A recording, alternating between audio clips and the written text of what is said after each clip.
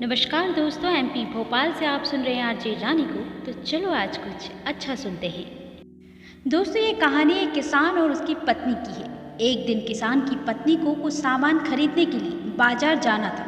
उसने बच्चे को दूध पिलाकर पालने में सुलाया और एक बड़ी टोकरी लेकर बाजार जाने के लिए तैयार हुई। जाने से पहले उसने किसान से कहा, मैं थोड़ी देर के लिए बाजार जा रही हूँ। बच्चा पालने में सो रहा है, ज़रा उसका ध्यान रखना।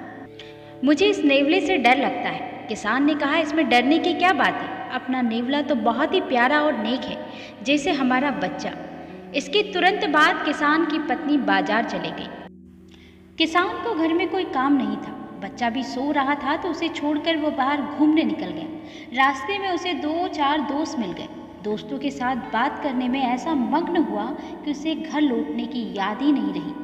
उधर किसान की पत्नी टोकरी भर सामान खरीदकर घर पहुंची। आते ही उसने देखा कि नेवला दरवाजे के बाहर ऐसा बैठा है जैसे उसी का इंतजार कर रहा हो। किसान की पत्नी को देखते ही वह दौड़कर उसके पास आया। नेवले को देखते ही किसान की पत्नी चिल्ला पड़ी कि नेवले के मुंह और पंजों पर ताज़ा लाल खून चमक रहा था। नेवला खून में लथपथ था। यह सब देखकर किसान की पत्नी जोर जोर से रोने लगी और चिल्लाने लगी कि तूने मेरे बच्चे को मार डाला, और बिना कुछ सोचे समझे सामान से भरी टोकरी नेवले के सिर पर दे मारी और धड़धड़ाती हुई बच्चे के पालने की ओर दौड़ी। बच्चा पालने में लेटा गहरी नींद में सो रहा था, मगर उसके पालने के ठीक नीचे खून से लथपथ एक जहरीला काला सांप मरा पड़ा था। मरे सांप को देखते ही किसान की पत्नी तुरंत समझ गई कि नेवले के मुंह में खून क्यों लगा था। वह नेवले को पुकारते हुए बाहर भागी और कहने लगी कि हे भगवान, ये मैंने क्या कर डाला। इस नेवले ने तो सांप को मारकर मेरे बच्चे की जान बचाई है। नेवला मर चुका था। सामान से भरी टोकरी की चोट से उसका सिर फट गया था। किसान की पत्नी को अपनी करनी पर बड़ा दुख हुआ। उसकी आंखें आंसुओं से भर आई। वह दहाड़ मार मार कर रोने लगी। पर अब क्या होता?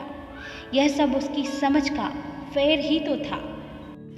इसलिए बिना सोचे समझे हमें कोई भी ऐसा काम नहीं करना चाहिए जिसके बाद हमें पछताना पड़े। दोस्तों, कोई भी काम करने से पहले हमें थोड़ा रुककर सोच लेना चाहिए। एकदम आक्रोश में कभी भी कुछ नहीं करना चाहिए। किसी ने बड़े ही कमाल की बात कही है कि जीवन की कश्ती में सोच समझ कर चलिए। जब यह चलती है तो किनारा नहीं मिलता, और जब यह डूबती है तो किसी का सहारा नहीं मिलता।